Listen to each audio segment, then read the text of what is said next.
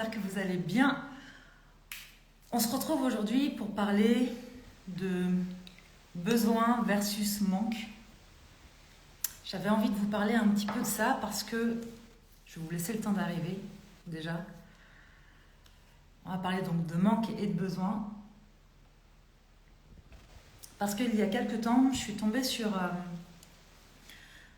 un post ou sur une vidéo de quelqu'un qui disait qu'en fait, si tu ressens des besoins et que tu fais les choses en pensant que tu en as besoin, tu es dans une énergie de manque. Salut Laurence, bonjour tout le monde.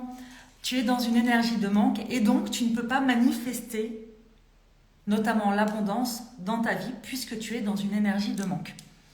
Je vous avoue que ça m'a un peu titillée. D'autant plus qu'en ce moment-là, pour la formation Holistic Business, je suis sur les vidéos concernant justement la manifestation, loi de l'attraction, etc. Besoin plus fort que le manque.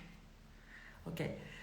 Et en approfondissant mes recherches et en allant voir aussi un petit peu sur mes propres connaissances, s'il y avait des choses à réajuster. Je suis tombée sur pas mal de choses quand même, avec des discours hyper culpabilisants. Je vous le disais hier en story, et ça m'a fait bondir parce que je me dis, mais c'est fou en fait, à quel moment tu replaces les gens dans leur pouvoir quand tu es en train de leur dire que s'ils ont des besoins, ils ne peuvent pas manifester, ou en tout cas pas ce qu'ils veulent dans leur vie, etc. etc.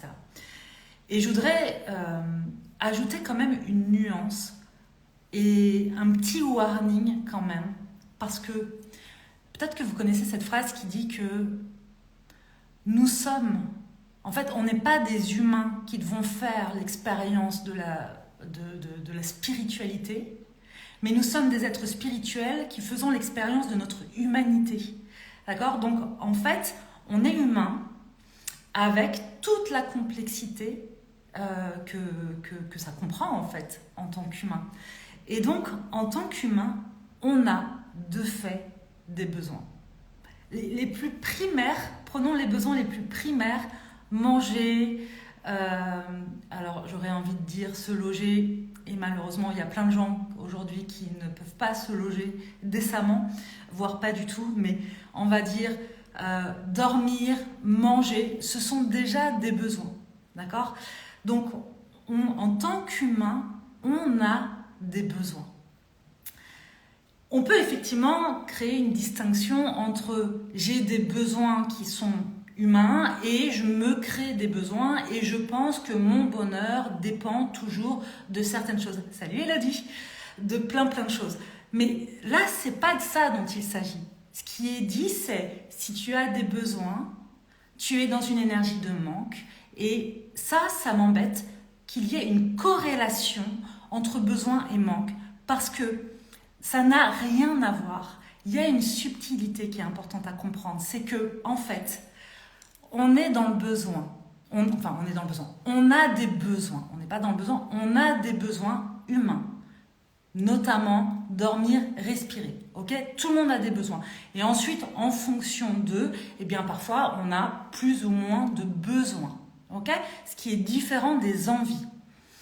Quand on ne répond pas à nos besoins, on crée du manque, en fait. C'est là que le manque est créé. C'est quand on n'est pas en capacité, quand on n'est pas en mesure de répondre à nos besoins. Mais à partir du moment où on a des besoins, on se connaît et on est en capacité de répondre à nos besoins, il n'y a pas de manque, en réalité.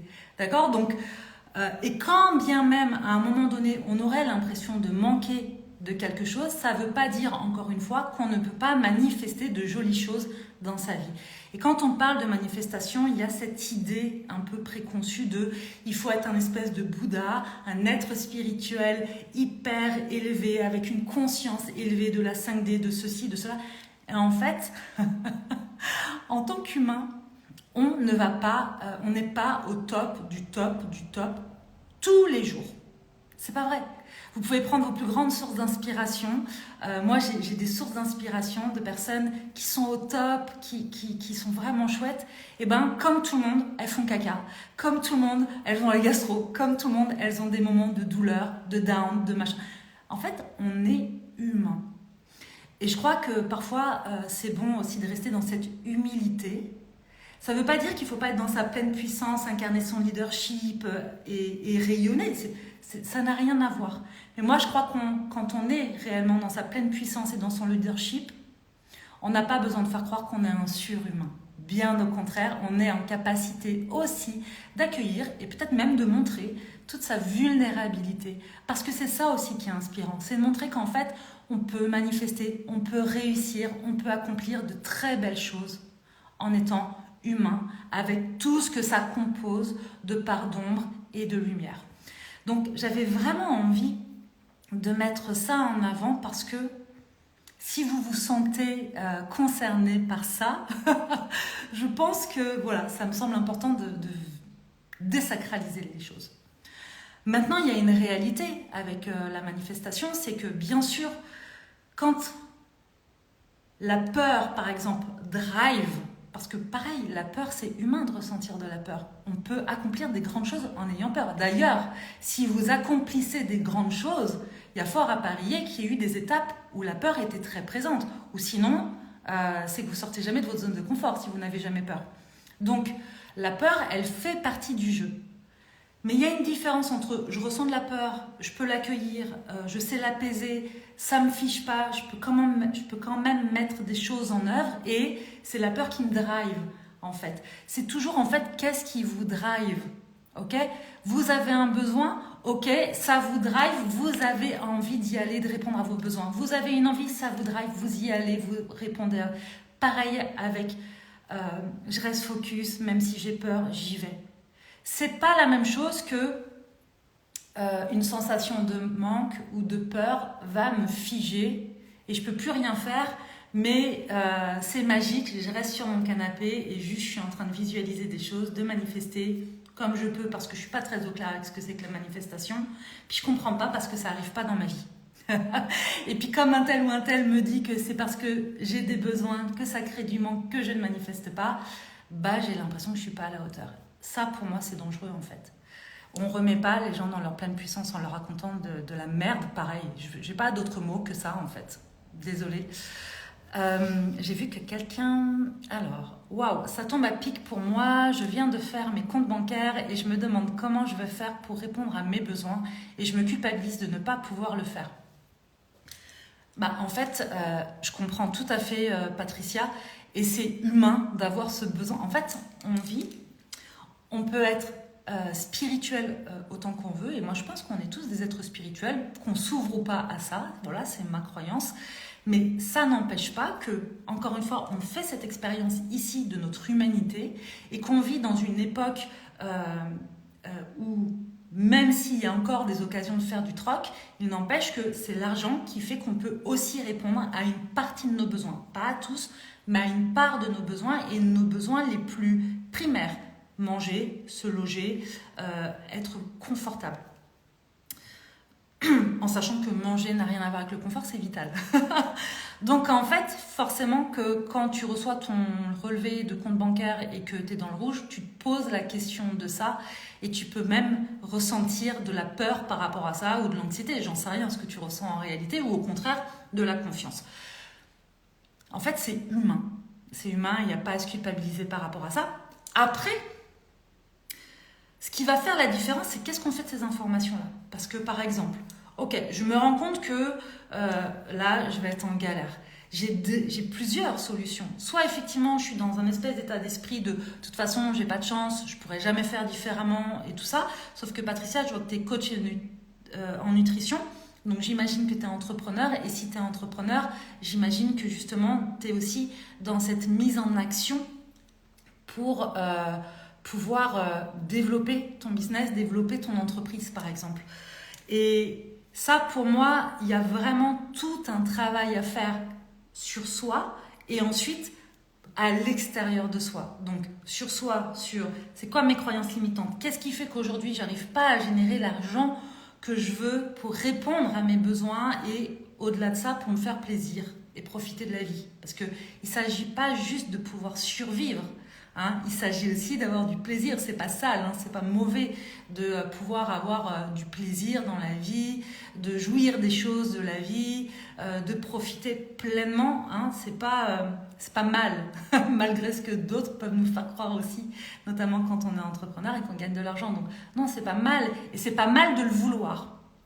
Donc ça va dépendre encore une fois de, voilà, est-ce que je me dis que j'y arriverai pas, j'ai pas de chance, ou au contraire, je vais aller checker donc au niveau de mes croyances limitantes, au niveau des automatismes que je peux avoir depuis longtemps. Je vais faire un travail là-dessus.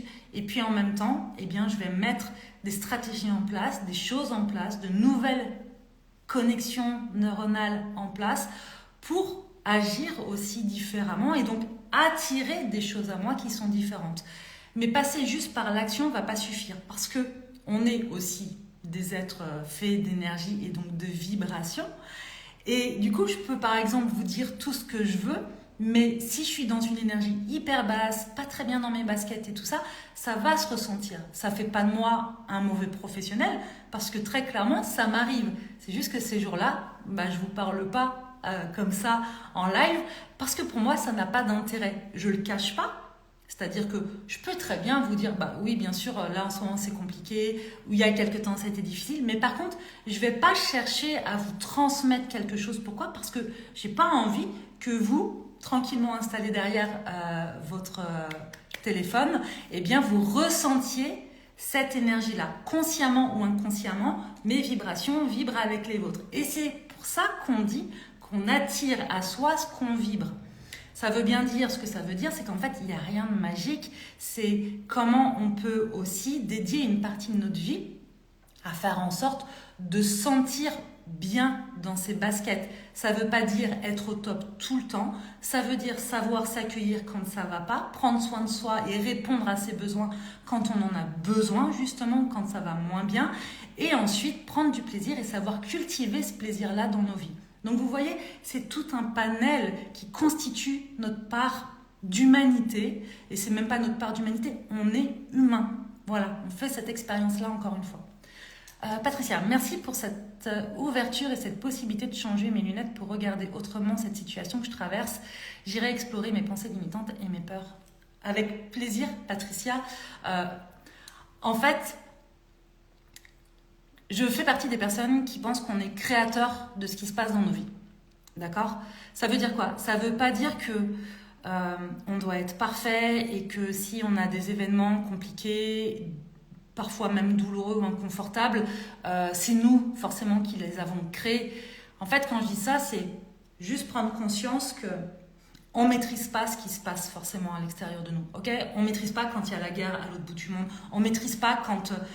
si quelqu'un vous agresse dans la rue alors que juste vous étiez en train de vous promener, non, vous n'êtes pas coupable de ça. D'accord ? Je tiens à le préciser parce qu'on entend aussi beaucoup de trucs de si tu l'as vécu, c'est que tu l'as manifesté tout. Non, faut arrêter ça aussi. D'accord ? On ne manifeste pas tout dans nos vies parce que vous imaginez le nombre de pensées qui nous traversent. Si on devait tout manifester, mais je serais morte en fait. Si toutes les pensées qui me traversent se manifestaient et s'incarnaient dans la matière, mais mon Dieu, mais dans quel état on serait ? Donc, non, si demain je me fais agresser dans la rue, alors oui, je peux me dire, j'avais qu'à pas sortir. Enfin bon, à un moment donné, ça a des limites. Donc, c'est pas de ma faute. En revanche, la manière dont moi je vais traiter l'information derrière, ça m'appartient en fait. Ça va être ma part de responsabilité. Pas de culpabilité, ma part de responsabilité. Donc, comment je suis en capacité et en mesure de pouvoir reconnaître que j'ai vécu quelque chose qui est difficile pour moi. 1. Ensuite, 2. Comment maintenant je peux accueillir les émotions et je sais pas ce que ça a généré pour moi, les troubles, l'inconfort. Ensuite, comment je peux continuer de m'aimer, de m'accepter et de répondre au mieux à mes besoins.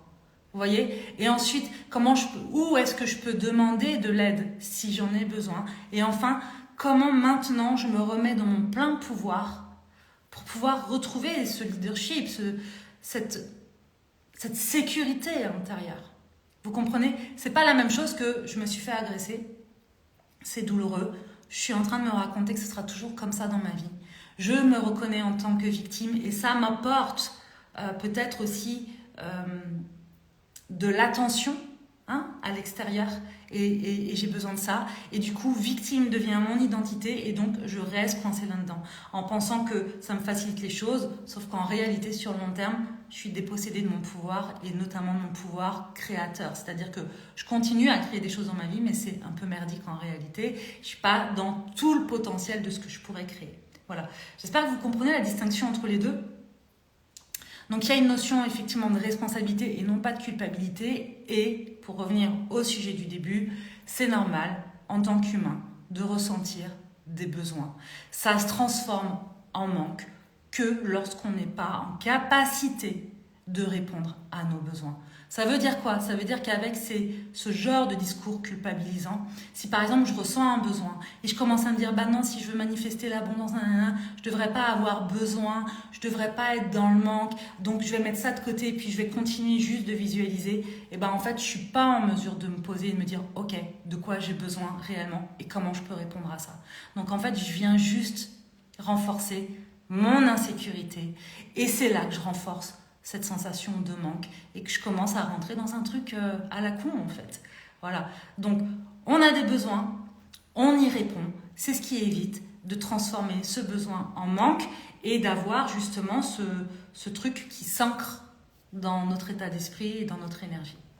Voilà ce que je voulais vous partager. Merci pour votre présence. Ça sera en replay, donc vous pouvez aussi le revisionner, me dire ce qui a vibré pour vous. Je veux vous rappeler aussi que si vous avez envie de profiter de tous les programmes là, les petits programmes sur lesquels on a fait des offres pour les rendre hyper accessibles, bah c'est le moment parce qu'en fait ils s'arrêtent dimanche soir, ce sera terminé, ils ne seront plus à la vente parce qu'après on va se dédier complètement à la formation Holistic Business et Holistic Origin qui sont des plus grosses formations. En revanche, pour tous les petits programmes, donc couple alchimique pour construire une belle relation de couple, que vous soyez célibataire ou en couple, ou que vous vous posiez des questions justement si vous avez envie de continuer d'être dans ce couple-là ou pas. Bref, ce programme, c'est une pépite. Je parle de manifestation, allez voir du côté de My Soul, c'est des activations énergétiques, bains sonores, hypnose profonde, pour justement se reconnecter à sa part de sagesse intérieure et donc fluidifier aussi nos énergies, pour fluidifier aussi un peu ce qu'on vibre et attirer des choses un peu différentes à soi. On a émotion pour laisser circuler les émotions. En gros, tout ce que je viens d'aborder aujourd'hui à travers le besoin et le manque, vous allez trouver des réponses aussi dans ces programmes-là. Et il y a tout un bundle aussi qui est accessible avec les 5 programmes. Franchement, si vous pouvez vous offrir le bundle, je vous invite à le faire parce que c'est hyper puissant. Vous avez des témoignages de toutes les personnes qui ont déjà accédé à ces programmes-là sur les pages de présentation de chaque programme. Si vous voulez aller lire ça, si vous avez le temps, si vous avez envie de prendre le temps de lire tout ça, c'est le moment de vous gâter. Je pense que comme tout le monde, vous avez fait en sorte de gâter peut-être les gens que vous aimez. Alors j'espère que vous allez prendre aussi le temps de vous gâter, vous, et de pouvoir répondre à votre besoin ou à vos envies. Voilà pour moi, je vous embrasse bien fort et je vous dis à très vite.